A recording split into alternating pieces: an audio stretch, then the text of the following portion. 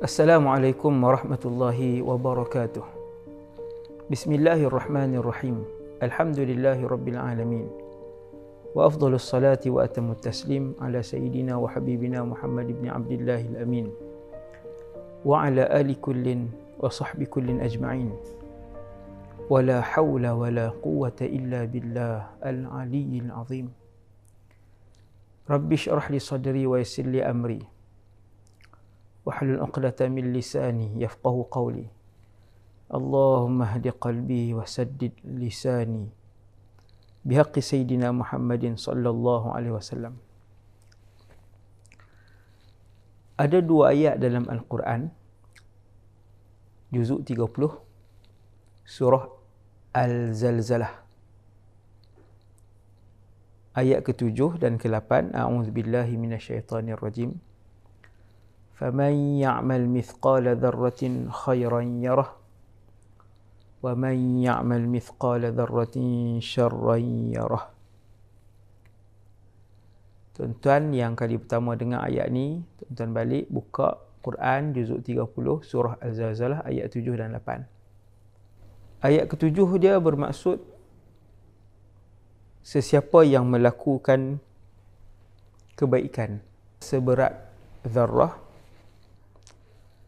dia akan melihatnya di akhirat kelak.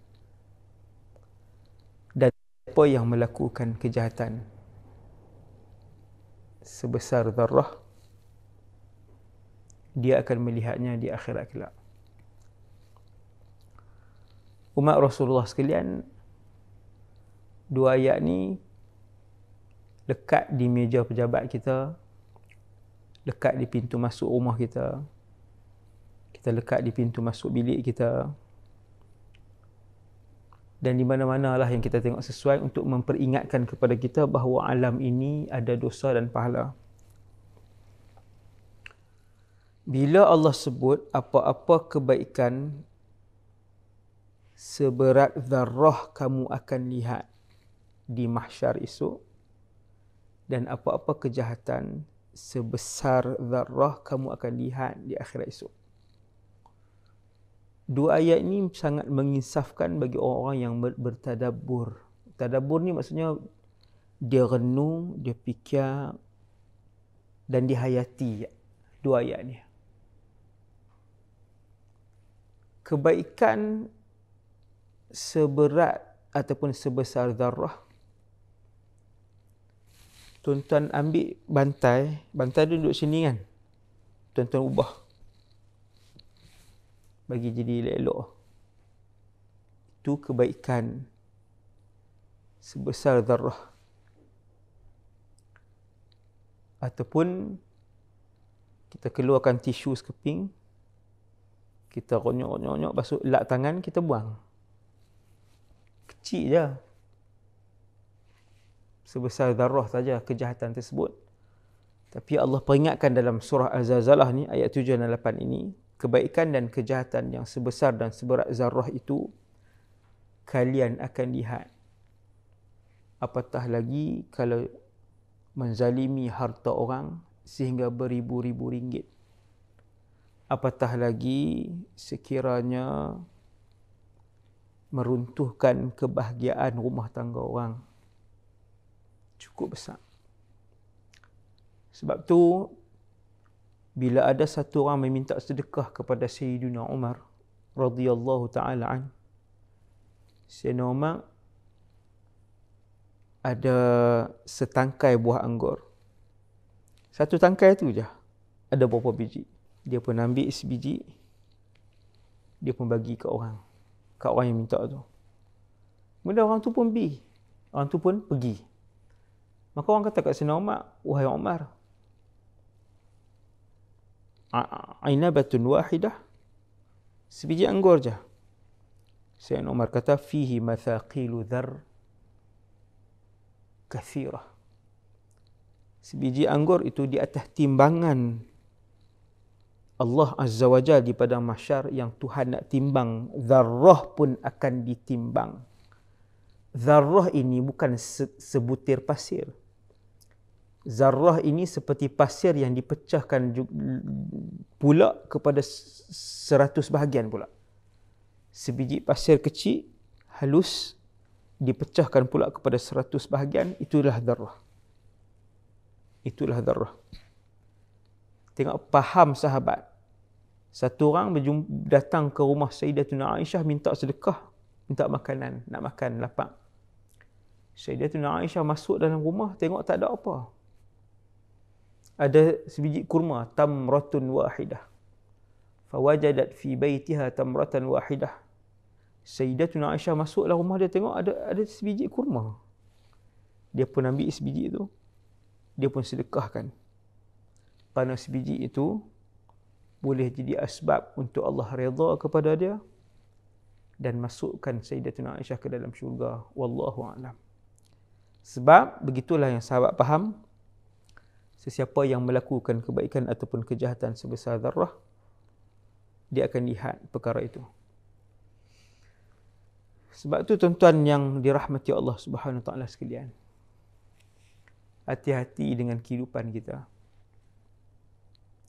Walaupun sebiji nasi, walaupun sebutir gandum, walaupun pokok yang kita tanam di tepi rumah kita, belas tahun kita tak pernah ambil pun buah tu. Maka Nabi sebut, tiap-tiap pokok yang kita tanam dan kemudian binatang mendapat manfaat daripada pokok itu, maka ketahuilah setiap manfaat itu dikirakan sebagai sedekah dan pahala di sisi Allah Subhanahu Wa Taala. Begitu adil Allah Azza wa Jal, supaya orang-orang yang susah dia tak berasa ketinggalan untuk bersedekah walaupun sebiji buah kurma. Kalau tak ada buah kurma, Nabi sebut walau syurbata ma', walaupun seteguk air yang disediakan kepada orang yang bersedekah. Sebab apa jamu orang sedekah seteguk air saja? Sebab dia orang miskin. Sahabat yang miskin pernah bertanya kepada Nabi SAW, ya Rasulullah, kami pun buka puasa dengan air sahaja. Kami pun hanya ada air saja ya Rasulullah. Maka Nabi pun sebut walau syurbata ma', walaupun kamu hanya jamu dan belanja orang dengan seteguk air, maka kamu akan dapat ganjaran yang telah dijanjikan oleh Allah Subhanahu Wa Taala. Sebab tu hati-hati dengan tindakan kita. Kita tarik muka aja kat orang, bukan buat apa pun. Kita buat macam tu je. Satu saat je. Ataupun kita sebagai manager dengan orang-orang bawahan kita mengeluarkan perkataan, satu kataannya yang menyakitkan hati orang tu, yang melukakan hati orang tu. Memang dia buat kerja salah, tetapi kita telah meremukkan hati dia. Nabi kata, rubba kalimatin, hati-hati. Kadang-kadang ada satu perkataan, yahwi bi sahibiha ilan nar, wala yulqi laha bal, yang boleh menghempap dan menghumbangkan tuan empunya satu perkataan itu ke dalam neraka, sedangkan dia tak sedar pun, dia tak peduli pun dengan perkataan keji yang dia keluarkan. Wal'iyadzubillah. Sebab itu tuan-tuan yang dirahmati Allah sekalian, bila baca surah Al-Zalzalah ayat 7 dan ayat 8, membuatkan satu orang yang mai tanya kepada Nabi tentang Islam, tentang prinsip Islam. Nak kena hurai berhari-hari, berminggu-minggu seminar ni. Tapi Nabi tak hurai 7 jam, Nabi tak hurai 6 hari. Nabi hanya baca faman ya'mal mithqala dzarratin khairan yarah. Siapa yang buat baik sebesar zarah, dia akan lihat di padang mahsyar. Wa man ya'mal mithqala dzarratin khairan yarah, syarran yarah. Dan siapa yang melakukan sebesar zarah kejahatan pun dia akan lihat di padang mahsyar. Sebab itu ada seorang wanita pelacur tetapi masuk syurga hanya kerana memberi minum kepada seekor anjing kurap. Tak ada tuan, tak ada siapa teringin ambil, anjing jalanan. tetapi perbuatan dia melayan anjing itu mendapat redha Allah dan dia masuk syurga dengan perbuatan tersebut setelah dia insaf.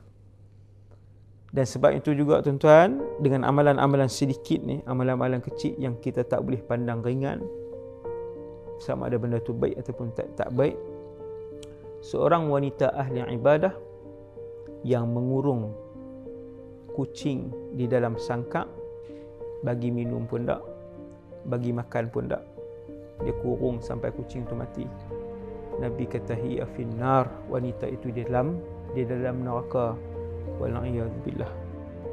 Jadi hati-hati hidup kita, banyak keputusan yang kita nak ambil, pastikan kesemua tindakan kita itu adalah tindakan yang diredai oleh Allah Subhanahu Wa Taala.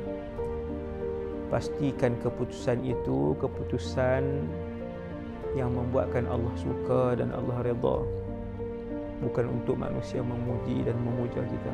Nah, kerana setiap darah kebaikan dan kejahatan akan dilihat dan ditimbang oleh Allah sendiri di padang mahsyar. Allah tidak mewakilkan para malaikat untuk menguruskan dosa dan pahala ketika itu. Dan Allah sendiri yang akan mengadili setiap daripada kita di padang mahsyar kelak. Semoga kita semua di kalangan mereka yang mengambil buku amalan dengan tangan kanan kita, insya-Allah. Wassallallahu ala sayyidina Muhammad wa ala alihi wasallam. Assalamualaikum warahmatullahi wabarakatuh.